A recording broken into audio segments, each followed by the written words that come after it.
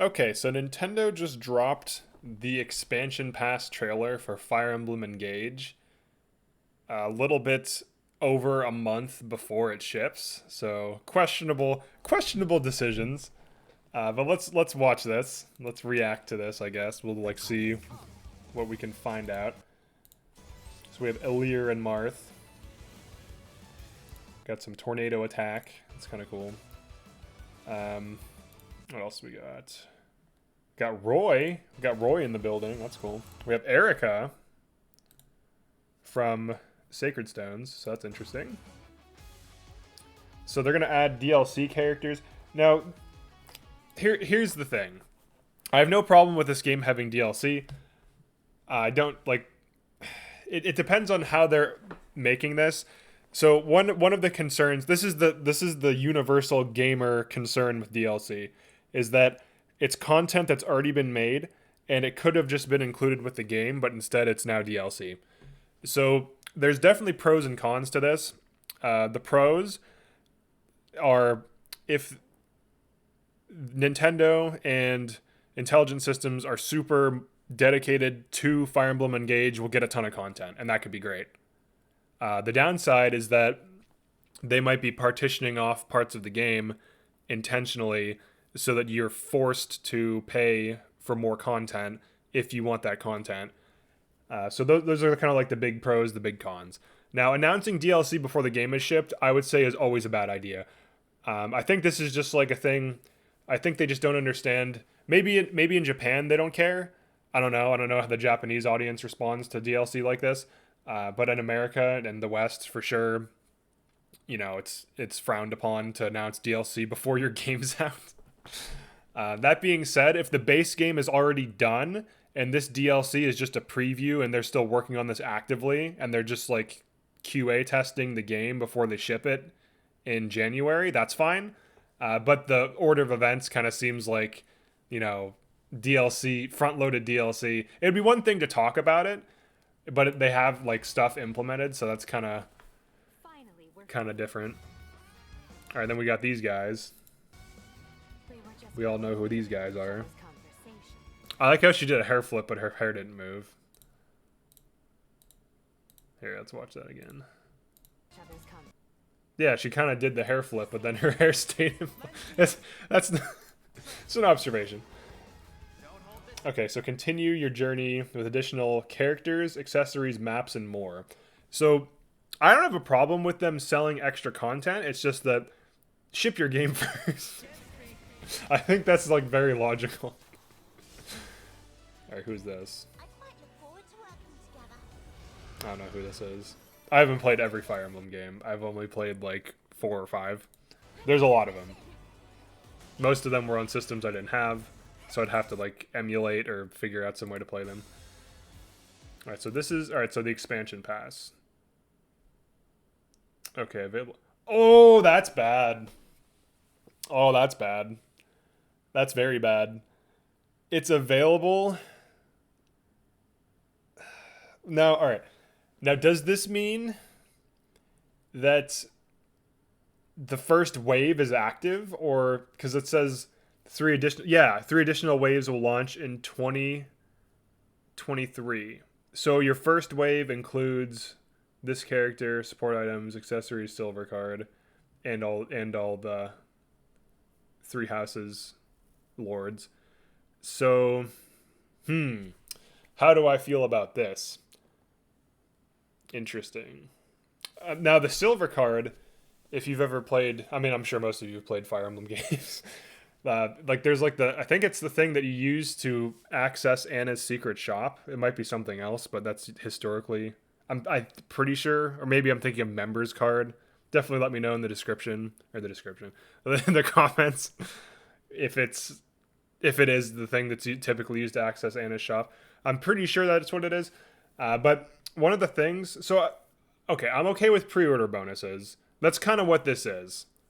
So this kind of feels more like a pre-order bonus. Now, obviously, people are going to get pissed off at DLC so early, but if this is like $20 and you get this right away, and then you get the extra stuff, and the base game has a lot of content. because if the base game has at least 50 to 60 hours of gameplay plus replayability, then I have no issues with this. But we don't know what's in the base game. We only can kind of assume that that's how much content's in there. But to be fair, Three Houses did have a ton of content. Like I just did a playthrough where I didn't do any auxiliaries or paralogs, and it still took me 60 hours to beat it. So it definitely can take you some time to beat these games. So if the base game has good content, if the base game feels really complete, then this is basically a pre-order bonus, and that's fine. But announcing DLC before the game is out is usually a bad idea, I would say. I would have maybe held off on this or done like a pre-order thing, like pre-order to get these characters or something. It seems like they've done away with pre-order bonuses. I remember that was like a thing back in the day, and now it's just DLC and expansion pass. So that's kind of like the new business model. So, I mean, emblem character. It's weird that they put this in two things, because these are all... Is this one emblem character? That's one thing that's kind of confusing too. Are Edelgard, Dimitri, and Claude just considered one ring, and then Tiki is I think that's a chick, is her own ring? That's kind of weird. So you get two emblems. So I don't know what this is in game support items. For the DLC for Three Houses, they've been doing this thing lately that I don't like, where they'll give you, like, when you get DLC and expansion passes, they'll give you items that make the game easier. And I kind of feel like that's kind of weird. Like, I'm all for like cosmetics and stuff. Like, I think it'd be cool if you could just get like different skins for weapons and then it's like the same weapon. I think that would be fine for DLC. But I have a problem with the game just giving you an advantage early on, because then, like, if I do a maddening run with DLC, as soon as I go to the monastery before the first battle, I can get +2 move, like +5 health, and all this other crazy, like all these like consumables, 10k renown, and just a massive advantage. So I'm always concerned about that when it comes to game design. So we'll see how that affects it. But yeah, I mean, it's kind of weird that they're announcing DLC before the game. I just think that's just bad marketing. Now, they obviously want to sell these, so maybe they figure they'll just deal with the flack, and they know people will buy it anyways. Because that's, like, if we're being honest, most people will complain about it, but then buy it anyways.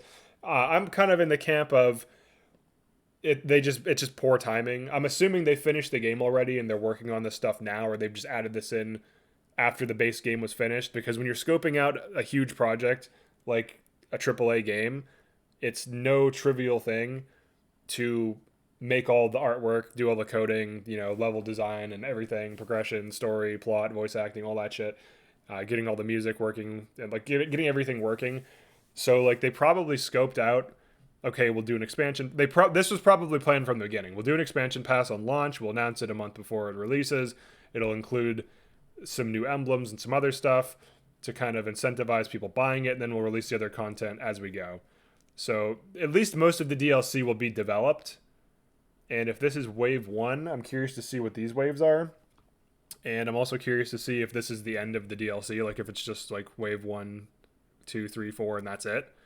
Because that's kind of what happened with Three Houses, where we just got like, 3 houses, and then they just did like DLCs and like a few DLCs, and then they stopped. So, and the Abyss DLC was kind of weird, in my opinion, because it was like a standalone game within the game, which was very strange. And then you also couldn't do maddening mode on it. You could only do hard mode, and I found it way too easy. But yeah, this is the world we live in. Early pre-launch expansion passes. So I guess take it with a grain of salt. Definitely like and subscribe if you enjoyed this or found this interesting or useful. I don't really know how it could be a useful video, but it's just kind of going over this. It's really like a mini controversy in a way that they've just created on their introducing paid DLC. So, yeah, we'll see how it goes. We'll see what. Hopefully the base game's good and has a lot of content. Then then the DLC, well, fine, whatever, $20, who cares? Get it if you want it, smoke them if you got them, type of thing. But yeah, see you.